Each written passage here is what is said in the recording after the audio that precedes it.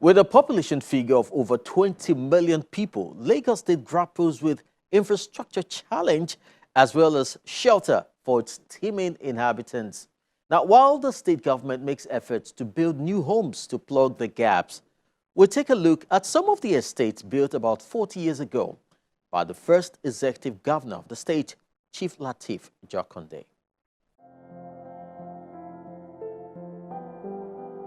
The Jakande's administration in Lagos State in the early 80s is still regarded as one of the most transparent and effective governments of the state. He had his eyes on affordable housing and education for Lagosians, and is said to have constructed over 30,000 housing units within the space of 4 years, including Apeson, Amuodofin, Ipori, Alaka estates. 40 years down the line, while population of Lagos has grown astronomically, dwarfing available infrastructure and accommodation, the state of some of the Jakande's housing units leaves so much to be desired. For those who visit or reside at the Apeson estate in Ikpaja, Lagos, the challenge begins with the volume of traffic at the junction. However, it's far saner within the estate, except that the infrastructure and the buildings have seen better days. The quality of work done here still shines through, despite the number of years since the buildings were constructed. What is also noticeable is the input from the residents who make attempts to keep Jakande's legacy alive by maintaining and painting their blocks from time to time. A renewal is however needed at the moment. Around the Mile 2 area of Lagos State is another estate also known as the Amuodofin Housing Estate.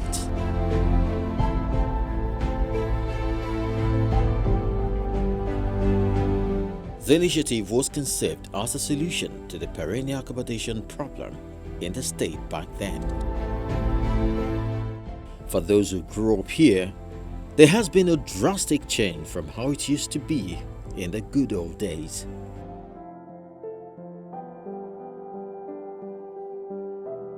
I've been living in this estate since 1978. As a youth, I started living in this with my parents in this estate since 1978. And the truth of the matter is that most of this road you see, well, water, this and that, these are when we are young, we used to play ball and enjoy ourselves in those days. Some of these buildings are falling apart. The environment is surrounded by stagnant water due to lack of a proper drainage system.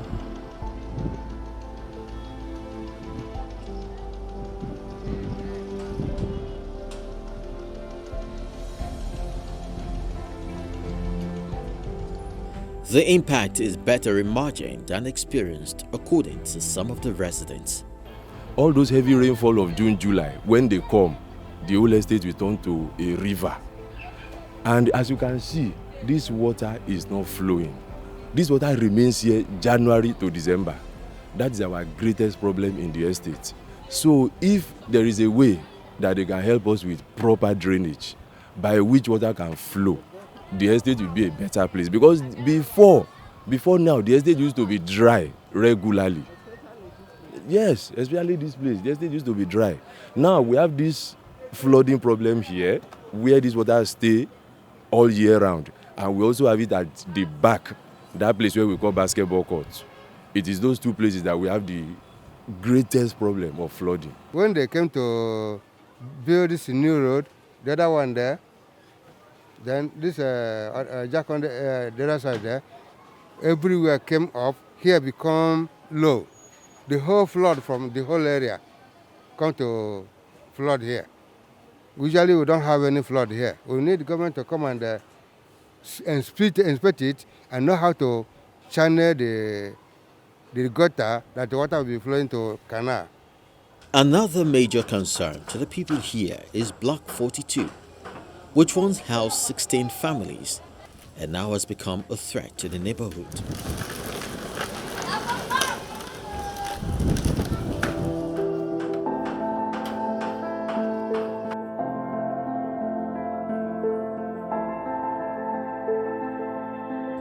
for over 3 years now, it's been abandoned, posing a great risk to the children who play around the vicinity, oblivious of the danger they're exposed to.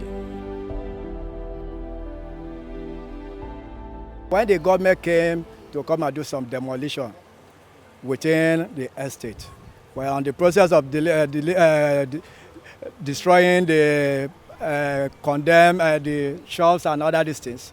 Some of the pillars they use in amending the block, the trailer and the weight of the noise of the trailer weaken the block. And within after 2 or 3 weeks interval, that was how the veranda of the first floor fell down. That particular moment, Lagos State government and other agents, they all rushed down to come and see in case of any victim casualty. And thank God there was no any victim. So the government asked the tenant and the landlord that were living in that particular block to live under 1 week.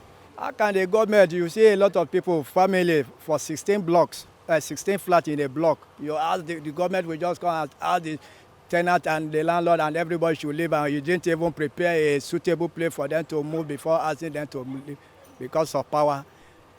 There was nothing the tenant and the landlord could be able to do. They have to abide to the rules. And since then, we've not seen governments coming to come and do anything about it. They left it, they abandoned it, going to 3 years now, that the place has been in that kind of condition. And before you know, boys, hoolies, they can make that place a kind of hideout.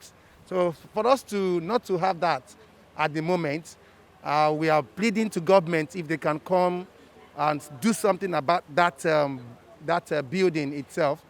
Even the public water is no longer available, and yet the area is flooded with water affecting flats on the ground floor.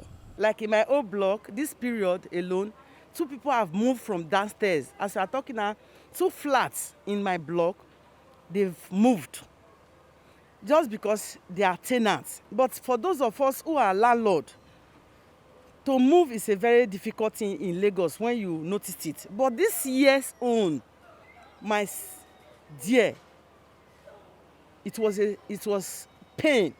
We were in tears for days. The drainage that will take this thing to canal, they've blocked everywhere. The water will not go 3 days, 4 days. If your car is inside the close, you can't move the car outside. If you're outside there, you cannot come inside. Even with leg, it will get to your waist. Most of us that are living downstairs, once it is raining, we will find where to go and put our children, find where to put our property. While residents of Malto Estate hope for intervention, those in Ikpori appear to have taken their welfare into their hands. Their location may have played a good part in the state of the estate, but the inhabitants have also done quite well with maintenance of the blocks as well as the drainage system. We find the place very beautiful and decent, better than the local landlords who have been living. We normally paint when necessary. We paint the outside. We have water here. The electricity is better now. It's improving. But water is very good. We have all our drainage are better off than what it used to be before. However, there is still a little issue which they at the moment do not have control over: noise pollution. Challenges recently is traffic because of I think the construction of the bridges. They have influx of vehicles, and sometimes they blare their horns and they don't even make us sleep. Only recently, the state government alluded to understanding the situation of these old estates and that plans were ongoing to have them rehabilitated. As we speak, we are working on all those estates. We are looking at them and doing due diligence on some of them to make sure that we bring them back to life. We are working on Alaka as we speak right now. There are some buildings there that are very defective. So we are looking at various options. The problem we are having and we want to solve in-house is trust in governance. because people are living there. We cannot just drive them off. So we are looking at possibility of, okay, building and moving them. We do it gradually. So, and whoever we can pay off for a month, a year or something for us to finish. We are working on it as we speak. And very soon, the government will unveil our final decision on those housing schemes. As the state government works on possible ways to upgrade these projects, many hope the more modern Lagos homes currently being allocated will not suffer the same fate decades from now.